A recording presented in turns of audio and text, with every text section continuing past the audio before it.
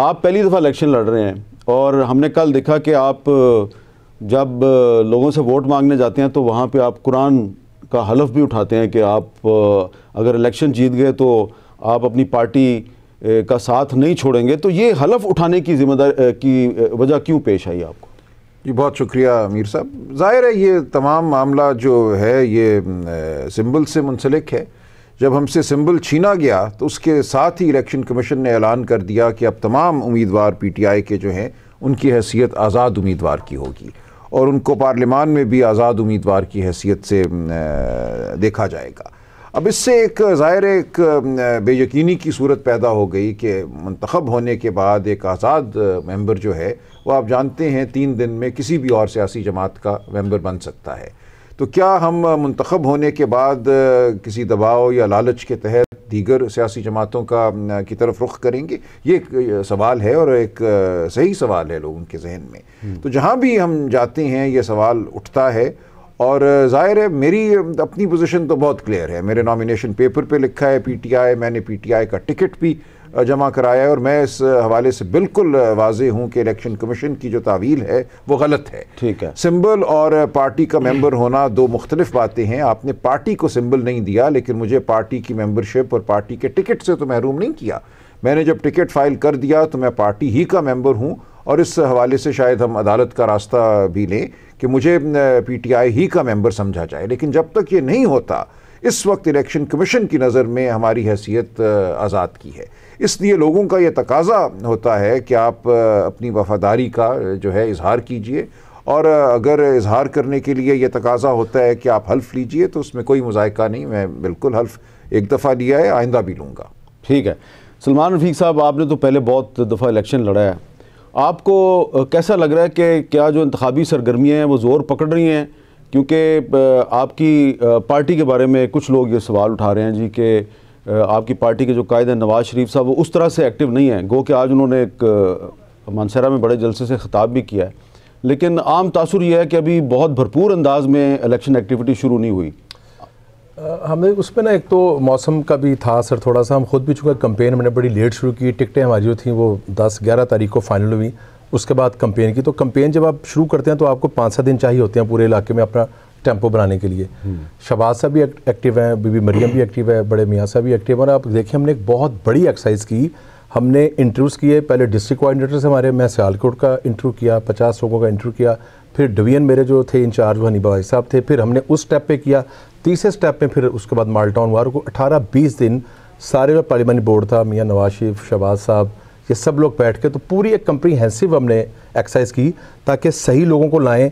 अगर कोई पुराना बंदा उसका अच्छी रिप्यूट नहीं है तो उसको फारग किया। मैनिफेस्टो अभी तक नहीं आया आपका? मैनिफेस्टो हमारा बड़ा उस पर ना मेहनत हुई है, मैं ये बताना चाहूँगा। इस पर मैंने चैनल्स पे देखा, बहुत ज़्यादा सवाल किए गए हैं। इस पर हमने ना अक्टूबर के एंड में अपने काम का आगाज़ किया था। इरफान सईकी साहब इसके कोऑर्डिनेटर थे, वो मुझे इसलिए पता है कि शोबा सेहत मेरे पास था, तो हमने उस पर 1 महीना एक टॉपिक पे काम किया था। हमने तहरीक इंसाफ को भी पढ़ा, हमने पीपल्स पार्टी को, दीगर जमातों के मैनिफेस्टो पढ़े। हमारा जो 18 का मैनिफेस्टो था उसको हमने रिवाइज़ किया, टारगेट्स उसमें तयन करने थे, उसमें जहाँ अस्पतालों को बेहतर करना होता है उसके साथ आपने तो आप हमें जो हेल्थ के बारे में जो मैनिफेस्टो वो बता सकते हैं? जी बिल्कुल बता सकता हूं। मैं अभी आपसे पूछता हूँ सर, मैं आखिरी बात के 3-4 दिन में मियाँ नवाज शरीफ उसको अनाउंस कर रहे हैं। 3-4 दिन में नवाज शरीफ अनाउंस कर दें। अमीरुल अज़ीम साहब, हमने देखा कि कराची में जब बल्दियाती इलेक्शन हुए तो तहरीक इंसाफ और जमात इस्लामी ने आपस में इत्तेहाद किया, आखिरी मरहले में इत्तेहाद किया मेयर के लिए। तो अब ये जो पाकिस्तान के तमाम कस्बों में, देहातों में, शहरों में इलेक्शन हो रहा है, तो जमात इस्लामी जो है वो उसने कहीं पे कोई इत्तेहाद किया किसी के साथ? नहीं, अभी तक तो नहीं किया।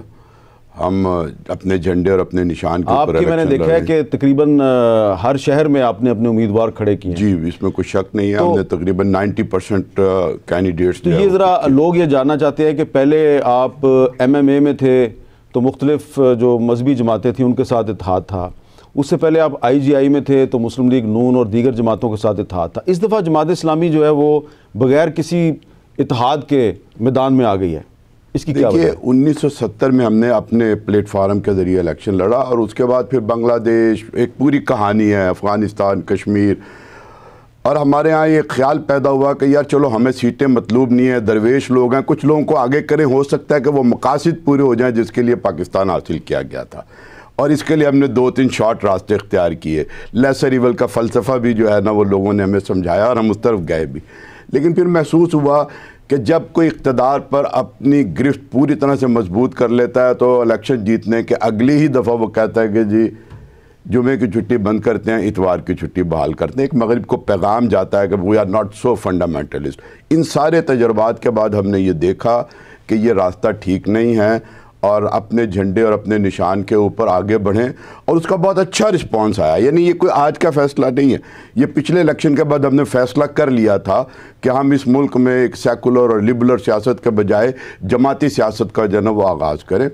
और फिर उसको आप देखिए कि हिदायतुर्रहमान साहब ने गवादर में एक जद्दोजहद की, कराची के अंदर हाफिज़ नईम साहब कर रहे हैं, सेनेट के अंदर मुश्ताक साहब कर रहे हैं, अब्दुल अकबर चित्राली साहब कर रहे हैं, और इन सारी चीज़ों का रिस्पांस हमें पूरे मुल्क के ही नहीं बल्कि पूरी दुनिया से बहुत अच्छा मिला। इसलिए मैं समझता हूँ कि इस इलेक्शन के बाद जमात इस्लामी सियासी कामयाबियों की तरफ बहुत आगे बढ़ेगी। अच्छा, आसिफ हाशमी साहब ये बताएं कि पीपल्स पार्टी के प्लेटफॉर्म से आपने 2008 में भी इलेक्शन लड़ा था लाहौर से, अब 2024 में आप फिर इलेक्शन लड़ रहे हैं और लाहौर से बिलावल भुट्टो जरदारी साहब भी इलेक्शन लड़ रहे हैं, और उनकी तकरीरें सुन के ऐसा लगता है कि उनको बड़ा यकीन है कि पंजाब में पीपल्स पार्टी की वापसी हो जाएगी। आपको याद है ना, कुछ लोग कहते थे कि पंजाब में पीपल्स पार्टी मरहूमा और मगफूरा हो चुकी है, तो आपको पंजाब में पीपल्स पार्टी की वापसी के बारे में इतना यकीन क्यों है? देखें, एक्चुअली जो पाकिस्तान पीपल्स पार्टी इधर से शहीद जुल्फ़िकार अली भुट्टो के ज़माने में तो सारे के मतलब मैं कह सकता हूँ 95% लोग जो थे वो हमारे साथ थे। ये कच्ची आबादियाँ जितनी हैं, जो गरीब लोग थे, जो जिधर से वो इलेक्शन लड़ रहे हैं, ग्रीन टाउन टाउनशिप, उनके क्वार्टर्स हमने गरीबों को दिए थे, वहाँ 3-3 मरले के प्लॉट्स हमने गरीबों को दिए थे। इसी तरीके से जितनी कच्ची आबादियाँ वगैरह पूरे लाहौर की हैं, तो वो सब हमने उस वक्त काम किए थे जो कि हमारा रोटी कपड़ा मकान था, तो उसमें हमने कभी किसी को उस ज़माने में कोई डिमोलिश नहीं होने दी जगह जिधर कोई गरीब आदमी रहा था। अगर हम मेहनत करें तो वो तो हमारे लोग थे ना, वो तो जितना लोग कहा करते थे, जैसे कुछ आज भी कल पार्टी में कहते हैं कि जी आप खंबा भी खड़ा कर दें, तो शहीद जुल्फ़िकार अली भुट्टो के ज़माने में भी हमारे साथ में यही होता था। और मैं आज आपको एक से एक बात बता देता हूँ कि हम लोग उस वक्त क्या करते थे, हम मौलाना मदूदी साहब बैठे होते थे अपने घर के बाहर कुर्सी पे, तो हमारी पीपल पार्टी को तो वोट चाहिए होते थे, हमारे पास कन्वेंस नहीं होते थे, तो मैं जाके कहता सर देखो जी गड्डी नहीं है, गड्डियाँ तो देना, वो टैक्सी ला के दे, तो वो जब धीमी आवाज़ में बोलते थे, उन्होंने कहा भाई इनको गाड़ियाँ लेके दो जल्दी से 2-3, हम जल्दी से उनसे 2-3 टैक्सियाँ लेके और पीपल पार्टी को वोट डलवाते थे। कभी कोई मुश्किल ये पेश नहीं आई। ये तो धोखाबाजी नहीं, धोखा तो बचपन था ना, धोखा क्या अच्छा, है? आप बहुत छोटे थे उस वक्त जी, गरीबों के लिए काम करने वाला बंदा था ना, तो सब लोग आते थे, कन्वेंस नहीं होती थी, वोट डालना चाहते थे लोग, लोग कहते थे हमने वोट डालना, सानू कोई जब कन्वेंस दे लेके जाइए, तो वो हम ले लेते थे। तो आपने 70 के इलेक्शन में भी वोट डलवाए जी? अच्छा। और मतलब है कि मैं तो आपको पता है 67 में भी एयरपोर्ट पे जब स्टेशन पे आए थे शहीद भुट्टो, तो मैं गिर के टांग टूटी थी मेरी, तब से तो उन्होंने मुझे अपने गुर्बत दी थी। बहुत छोटा था, वालदा क्योंकि प्रोफेसर थी, PhD डॉक्टर थी, वो बहुत नाराज़ होती थी सियासत में ना हो, पर मैं अभी क्या करता हूँ, कुछ ऐसा सिस्टम था। लेकिन लोग हमारे साथ हैं, हमने उनको वापस बताना है कि भाई हमसे कुछ गलतियाँ हो गई, हमसे हमें माफ़ कर दो। हम वही लोग हैं इंशाल्लाह ताला। हम अब गरीबों को पूछेंगे, मेरे हलके में आप ज़रा पूछें, गरीब और अमीर का मुकाबला हो रहा है ना। आपका हल्का है ये शादरा, रावी रोड, बदामी तो बाग। मेरे मुकाबले में जो एक अमीर तरीन आदमी आया है, अब वो अमीर कैसे बना उससे तो मैं इधर चलें, नहीं, वो बहस नहीं है, लेकिन अमीर आदमी है, मैं गरीब आदमी हूँ, फ़र्क इतना है।